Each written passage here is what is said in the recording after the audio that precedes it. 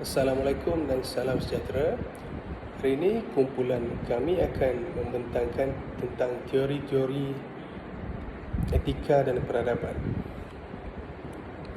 Sebelum saya mulakan pembentangan, saya ingin mengemukakan ahli-ahli dalam pembentangan kami. Yang pertama saya sendiri, Samir. Pembentang yang kedua adalah Naufal. Pembentang yang ketiga adalah Hazim. Okey, kita beralih kepada definisi etika dan peradaban. Etika adalah prinsip-prinsip moral yang membimbing perilaku manusia. Peradaban mencakupi kemajuan sosial, budaya dan intelektual kelompok manusia. Etika memberikan panduan moral, sedangkan peradaban mencerminkan perkembangan kelompok dalam pelbagai aspek. Okey, kita beralih kepada seterusnya. Okey, pengenalan kepada teori-teori etika dan peradaban. Teori etika berasal daripada falsafah. Falsafah dalam bahasa Inggeris iaitu filosofi, yang berasal daripada gabungan perkataan Greek, iaitu philia, iaitu bermaksud cinta atau persahabatan, dan sophia yang bermaksud kebijaksanaan. Dari segi bahasa, falsafah membawa maksud cinta dan kebijaksanaan. Okey, utilitarianism. Juga terdapat teori berkenaan terma ini. Teori utilitarianism bermaksud memaksimumkan kebahagiaan sebagai prinsip moral. Asas pemikiran ini adalah tindakan yang menghasilkan kebahagiaan terbesar adalah yang paling baik. Contoh, seseorang harus memilih antara menyelamatkan satu nyawa atau beberapa nyawa. Menurut teori, jika menyelamatkan beberapa nyawa akan memberikan kebahagiaan yang lebih besar bagi masyarakat secara keseluruhannya, maka itu adalah tindakan yang benar. Dapat juga kelemahan untuk teori ini. Contohnya, intensiti keseronokan atau kesakitan adalah sesuatu perkara yang subjektif dan sukar untuk diukur. Intensiti ini adalah subjektif kerana perasaan setiap individu adalah berbeza. Kualiti keseronokan atau kesakitan yang dialami oleh seseorang individu adalah tidak sama dengan orang lain. Okey, itu adalah kekuranganlah etika utilitarianism.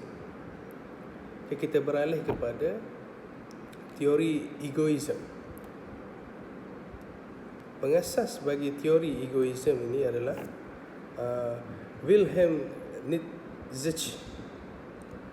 Ia bermula pada tahun 1844 sehingga 1900. Seorang ahli falsafah yang mengkritik teori utilitarianism, lebih kuat menentang kemoralan sosial, iaitu yang berasaskan tradisi dan peraturan masyarakat.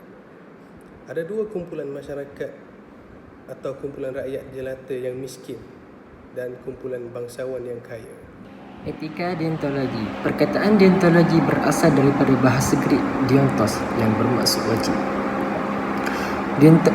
Deontologi adalah dari istilah bahasa Greek yang merujuk kepada tanggungjawab atau kewajiban seseorang individu. Menurut teori deontologi, menitik beratkan pada kewajipan dan tindakan itu sendiri tidak boleh dinilai atas kesudahannya, kerana kesudahannya tidak jelas dan tidak dapat ditentukan hasilnya semasa keputusan tersebut dibuat.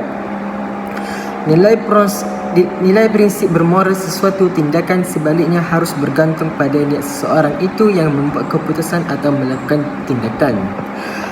Pengasas teori deontologi berasal dari perkataan Yunani deon yang bermaksud yang diharuskan atau diwajibkan.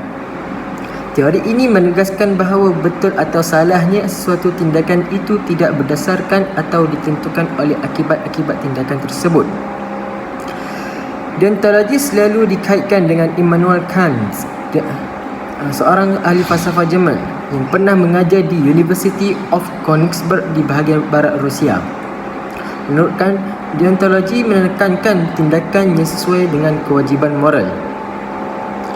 Kant percaya bahawa apa yang memberi nilai moral kepada sesuatu tindakan bukan akibatnya, kerana akibat-akibat tindakan kita tidak sentiasa berada di bawah kawalan kita. Akan tetapi, tindakan kita adalah di bawah kawalan kita dan oleh itu kita harus bertanggungjawab secara moral atas motif kita untuk membuat kebaikan atau keburukan. Ciri-ciri teori prinsip kewajipan teori ini juga dikenali sebagai dengan ungkapan teori deontologis, iaitu golongan yang tidak percaya dengan akibat. Menurut Immanuel Kant menyatakan bahawa sikap jujur, mengikut arahan, menepati janji serta adil adalah tujuan utama dan bukannya akibat kerja berkenaan. Berdasarkan kepada teori di atas, Laksamana Hang Tuah boleh dijadikan contoh dari perspektif tempatan. Laksamana Hang Tuah sekitar pemerintahan Empire Melaka dahulu digambarkan sebagai seorang pembesar yang taat kepada raja. Ketaatannya dikatakan melulu tanpa melihat akibat atau implikasi daripada ketaatannya. Umpamanya, peminangan Tun Teja, membunuh rakannya sendiri iaitu Hang Jebat, mengambil mahkota raja di dalam kolam najis dan banyak lagi perilaku yang diungkapkan sebagai taat dan setia. Okey, seterusnya, etika virtu. Etika virtu ialah pendekatan dalam etika yang menekankan pengembangan karakter moral dan kebajikan individu sebagai dasar untuk mengambil keputusan moral yang tepat. Tindakan moral dipandang sebagai hasil dari karakter moral individu dan penekanannya pada pengembangan sifat-sifat moral yang baik seperti kebijaksanaan dan keberanian. Okey, etika dan peradaban di era digital. Dalam era digital saat ini, penggunaan teknologi semakin meluas dan menjadi bahagian tak terpisahkan dari kehidupan manusia. Namun, dengan kemajuan teknologi, juga muncul berbagai masalah etika dan moral yang perlu diperhatikan. Misalnya, penggunaan data peribadi oleh perusahaan teknologi atau penyebaran informasi palsu di media sosial. Oleh kerana itu, penting bagi kita untuk memahami bagaimana ketika etika dan peradaban berperanan dalam penggunaan teknologi digital. Etika juga dapat membantu kita dalam mengambil keputusan yang benar dan bertanggungjawab dalam penggunaan teknologi. Sementara peradaban dapat membantu kita dalam menjaga kemanusiaan dan memartabatkan manusia dalam era digital yang semakin kompleks. Oleh itu, media massa mempunyai peranan yang sangat penting dalam era globalisasi kini. Era globalisasi kini memiliki pengaruh yang kuat di setiap dimensi kehidupan masyarakat. Media massa merupakan salah satu bentuk kemajuan teknologi informasi dan komunikasi. Peranan komunikasi sangat penting untuk menentukan penyampaian informasi. Terdapat juga dua media massa, iaitu media elektronik dan media cetak. Media elektronik merangkumi kepada televisyen, radio dan internet, manakala media cetak pula merangkumi kepada akhbar, majalah, buku dan sebagainya. Kini, media elektronik seperti internet merupakan saluran yang paling banyak digunakan oleh masyarakat untuk menyampaikan atau menerima maklumat berkaitan sesuatu isu. Hal ini disebabkan internet lebih cepat dan pantas dalam memberi atau menerima maklumat. Media juga menjadi pencetus minda masyarakat kita ke arah lebih kreatif. Seterusnya, kesimpulan. Teori-teori etika adalah panduan kepada manusia untuk memilih nilai-nilai yang sewajarnya untuk diaplikasikan ke dalam aktiviti kehidupan seharian.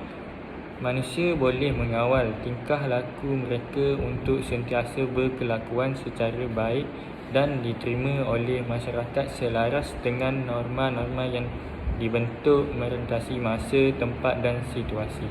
Teori-teori etika juga adalah salah satu kekuatan dalam usaha kita mencari titik persamaan dalam kepelbagaian agar satu persetujuan bersama diperolehi dengan menjadikan teori-teori etika ini sebagai satu bentuk penyelesaian kepada perbezaan pendapat dan pandangan berasaskan kaum, budaya, agama dan kepercayaan.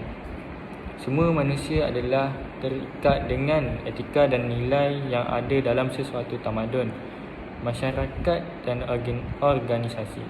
Teori etika ini membantu membentuk perwatakan dan kualiti seseorang manusia, sama ada kita sebagai individu atau sebagai sebuah masyarakat.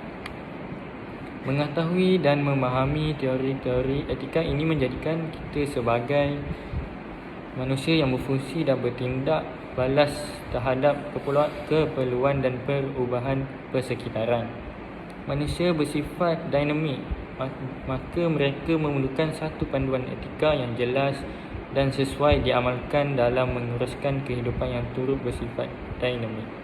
Sekian pembentangan dari kumpulan kami, Hidup Sepi Tanpa Kekasih. Cukup sekian dan terima kasih.